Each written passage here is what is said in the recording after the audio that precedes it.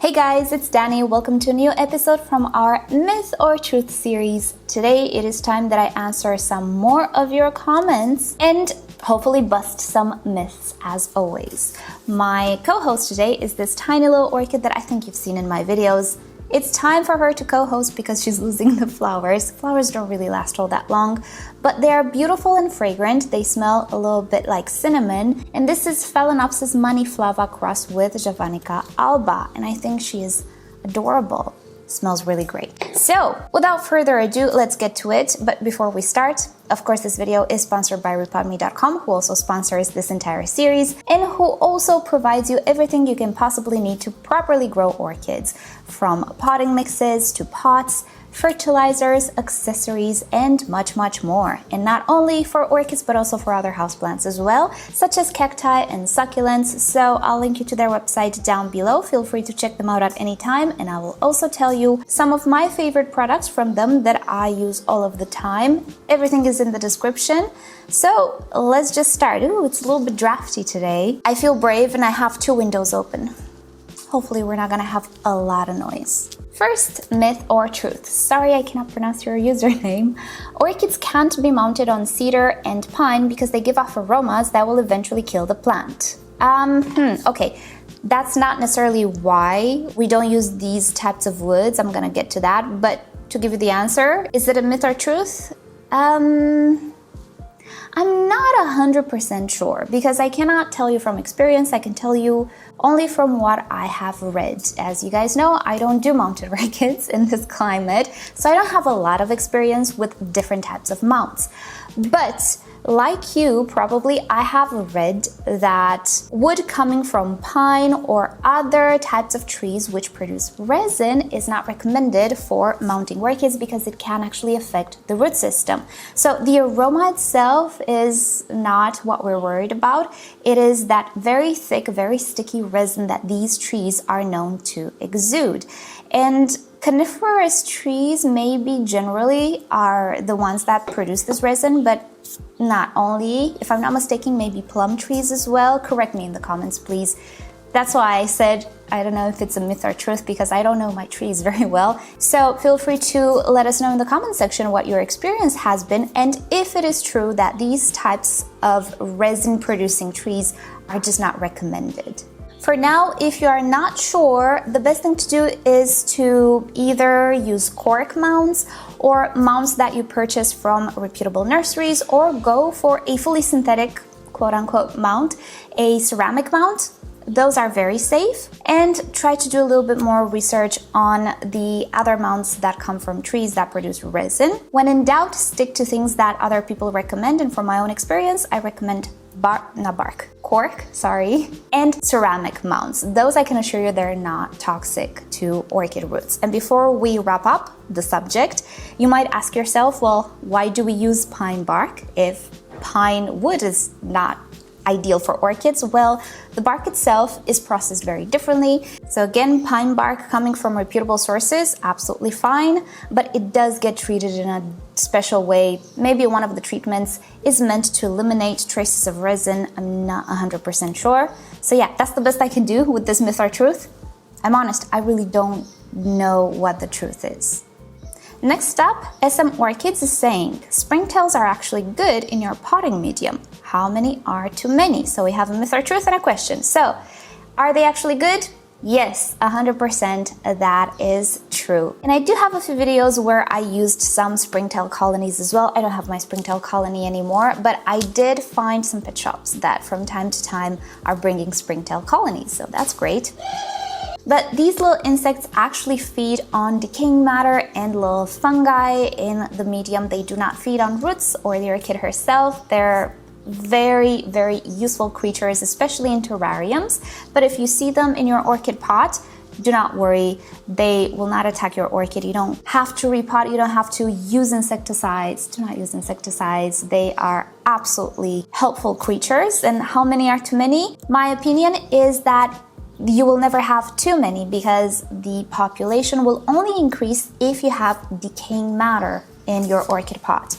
If the medium is fresh, you will just not have as many because there isn't enough food for them. Even if you had 1 million of them, it would not be too many because they don't attack the orchid, but they might tell you that the potting mix is breaking down or something's up in the potting mix. And orchids should ideally in cultivation be potted in fresh or not breaking down potting mixes, which can become very acidic in time. So yeah, don't worry about them. You can have as many as you can, but you'll never have like loads of them unless you really have issues in your potting mix. Next up, a little comedic relief. Rakashith is saying, myth or truth, showing MissOrchidGirl videos to your orchids helps them bloom easily. See, I don't know, because I cringe so much when I see my own videos that I don't know if my orchids also cringe. So that's a bit of a joke. And thank you for congratulating me. This was a comment left when I reached 500,000 subscribers, 500,000. Oh my goodness, you guys. Thank you so much. But yeah, if any of you guys are playing my videos to your orchids, let me know. Is it working? Do they listen? Maybe I should do videos on orchid advice, but like for orchids. You should bloom in the summer. You should accept that your parent doesn't always have time for you. It is what it is. You should never be fussy of temperature because we do what we can, okay? We do our best. Yeah, maybe I should do one of those tutorials. Let's get back to serious stuff. Right, so myth or truth. Is it a bad idea to repot an orchid if it has been repotted in the last 3 months, even if it seems like it might be losing roots or suffering? That is a myth. But this is a very personal and very subjective, let's say, opinion. My opinion is also obviously based on my experience. I can tell you it is the best thing to do if you have issues in the potting mix. Does it have risks or side effects? Absolutely. After 3 months, unless we're talking about a Cattleya, which blooms at a particular time of the year, but usually in 3 months, an orchid will start to produce new roots. Those roots will start to reach to the sides. Some of them might even start to poke through the ventilation holes or the drainage holes. So in 3 months, there is some root growth, potential root growth going on. So if you repot it, you might potentially damage that new root growth. That's on one hand. But on the other hand, you have issues in the pot. If you have a lot of roots dying off in the pot, then all of that new root growth might actually start to get affected by the breaking down old roots in the pot. So it's an act of balancing pretty much. If you see one root has died off, it's okay. But if you see 3, 4 roots not looking good in the pot, and especially if the potting mix starts to smell bad after you water it, yeah, you gotta get in there. Yes, you will damage probably some new roots. Try to be careful. Don't remove all of the pieces of the potting mix from the new roots. Don't hassle too much. You don't have to. Just go gentle and remove all of the roots that died off. And yeah, leave with the idea that you will mess up some roots. It's a real possibility, but I think it's the right thing to do. It's a confined space, it's a small space. We don't have all the beneficial microbes that we need in order to break down that dead root into elements which the orchid can then use. It's just not gonna happen. So yeah, this is a very biased myth or truth. Take it with a grain of salt. Feel free to disagree, but my experience says it's always the right decision to repot if the medium has issues. Next myth or truth, Shinobi Angels is saying orchids can have wet feet all of the time as long as they have adequate airflow. Yeah, that is true. You can have that, but I feel like the statement is incomplete. Yes, they will survive. Will they flourish? Well, I don't know about that. They can survive, they can bloom, they can look nice. Will they reach full potential? I don't know. Because in my mind, having adequate moisture and nutrients throughout the root's length makes it easier for the orchid to absorb those nutrients in the time where the medium around it is wet, because after it's dry, it cannot absorb those nutrients. So imagine, I'm just gonna say it, imagine water culture. You have a little water on the bottom, everything else is dry. The roots act like a wick, yes, but in the end, what's exposed to that water is this part of the root. And at some point, you will notice that the wicks don't get wet all the way up. The velamen has a boundary, has a limit, pretty much. So unless you're humidity is adequate or pretty big, if your environment is kind of dry, you will see the roots are not very good wicks. So in my opinion, it's not ideal. I don't think the orchid will get adequate nutrition, to be fully honest. I think it's just, I don't know, survival is a mean way of putting it. Yes, it will survive. It's not necessarily going to only survive. It will get some nutrients, it will get some water. I just don't feel like it will reach full potential because it's not optimal. That's how I feel about it. But if we take your statement as it is, they can have wet feet all of the time as long as there is adequate airflow around the roots. Yeah, absolutely. And I'll go a step further. If the roots are constantly moist, not submerged in water, constantly moist, and there's good airflow, absolutely fine, they will never rot. In order to get suffocated, we must lack adequate airflow. If they're moist, but there's also airflow, everything is fine. And actually, vandas are grown like that in nurseries. They are bare-rooted. There's a lot of air ventilation, but the atmosphere is always moist because they have sprinklers and other watering systems. That's why when you buy vandas, sometimes you have that thick coat of algae on the roots. It's because they're always moist, but they're bare-rooted, so there's always airflow. And it's ideal. It is optimum, actually. That's a very good way of growing them if you can deal with the algae.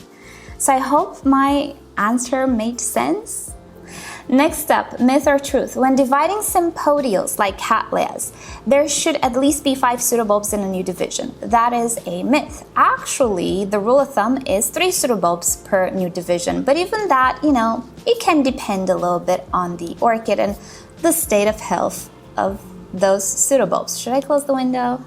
Gonna close the window. So it's absolutely fine to leave 5 pseudobulbs per division, but it's also potentially absolutely fine to leave 3 pseudobulbs.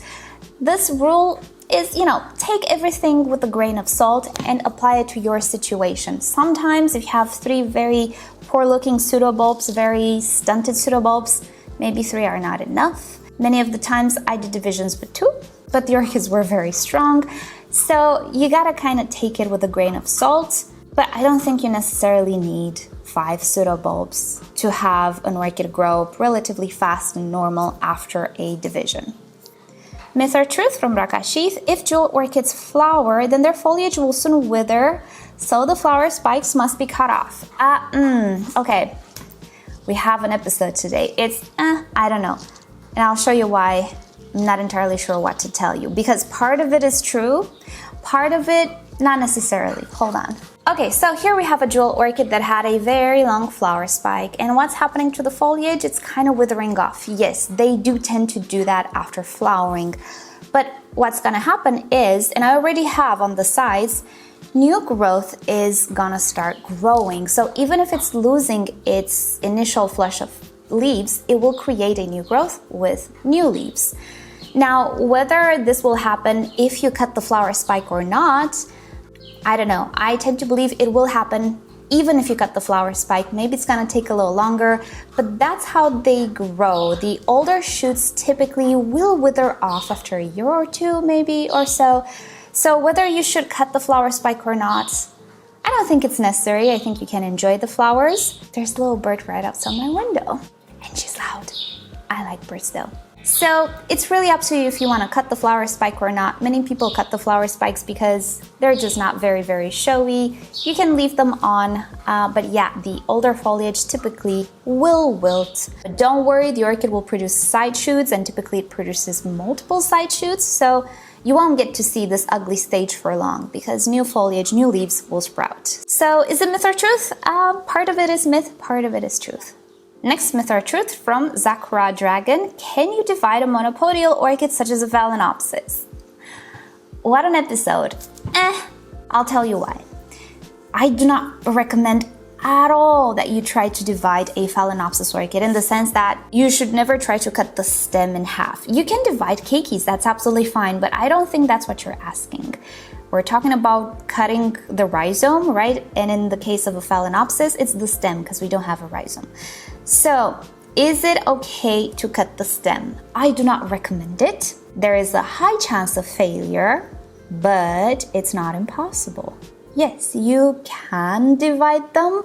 If you're a little lucky, you can actually obtain 2 divisions that are viable, but you have to know what you're doing. So first, if you cut the stem horizontally, you kind of have to make sure that you have a long enough stem. The bottom part will be absolutely fine. It will create a new crown somewhere in between the leaves. The bottom part also has roots, so it's okay. The upper part, if it has roots and enough stem, it will be okay. If it doesn't, it's not gonna be okay, it's not gonna survive. Now, let's presume you're cutting it in half, like vertically. Don't do it, but somebody here on YouTube did it. I think it's Maria. And if I remember correctly, because this was a million years ago, I think she did have some results. I think she did have some keikis sprouting.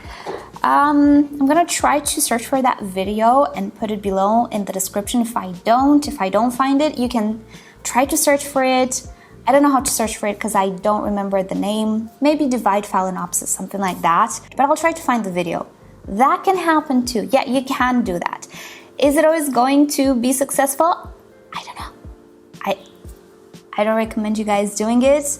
I would not do it. If you have a keiki, you know, divide the keiki. If you want to promote a keiki, use keiki paste. Cutting the stem, ooh, tricky business, tricky business. If you don't care much what's gonna happen to the orchid, you can do some experiments.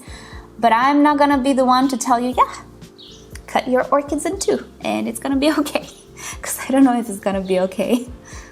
And last myth or truth for today from Rakashit, we can remove the smaller pseudobulbs on Cattleyas, which are present since they are grown from seedlings and won't flower. Absolute truth, and actually this is something that I do. Let me find a Cattleya to show you what I mean. Alright, I don't actually have a young Cattleya anymore, I only have older Cattleyas, but this is a very new addition. I made a haul, don't worry, we're gonna do a special video with this haul, maybe on Monday. But with this one I can show you what Rakashit means. So this is the latest pseudobulb on this orchid. It is also the tallest one, which is very normal. This is how an orchid will grow, from very tiny pseudobulbs to as large as its species can grow. Now, these pseudobulbs in the back here, many people consider them the new pseudobulbs, but they're not. They're the very, very old pseudobulbs. Now, when you repot this orchid, should you get all of this clump and put it in a new pot? I don't. Because these little seedlings, they do not help the orchid all that much anymore. Definitely they will not flower, and the chances of them starting to produce new pseudobulbs are kind of slim. It's not impossible, it can definitely happen, but it's not very common. The new pseudobulbs will come from here or maybe somewhere in the middle, but back there, chances of anything happening are very slim. So when I repot this orchid, most likely I will cut away these 2 pseudobulbs to make space in the pot, because these guys take space and do nothing pretty much. We have enough big pseudobulbs. I can just cut this guy, maybe both of them, depends how I feel about it. I'll see. Sometimes they don't even have roots and they will not grow roots because they are very old. They're seedling pseudobulbs. Definitely we can remove them, absolutely fine. And that's what I do, so that's why I'm comfortable to tell you, yeah, it's absolutely fine, you can do that, because I do it all the time. And my orchids are absolutely fine. So that's truth. And that is it for today. I realize there are many more myth or truths that you guys left. Keep them coming in the comment section of my videos. I love this series, and I think you guys like it too. I always save the myth or truths and I answer them. Sometimes I don't answer them if they've been answered like recently. If I've answered one 2 years ago, I will definitely repeat it. It's absolutely fine. But if I answered a few months ago, I might skip that one. But for the most part, I do answer almost all of the comments you leave me under these videos. Right, so with that said, time to end. Thank you guys so much for watching. Hope you found this video useful and I hope it will help you out.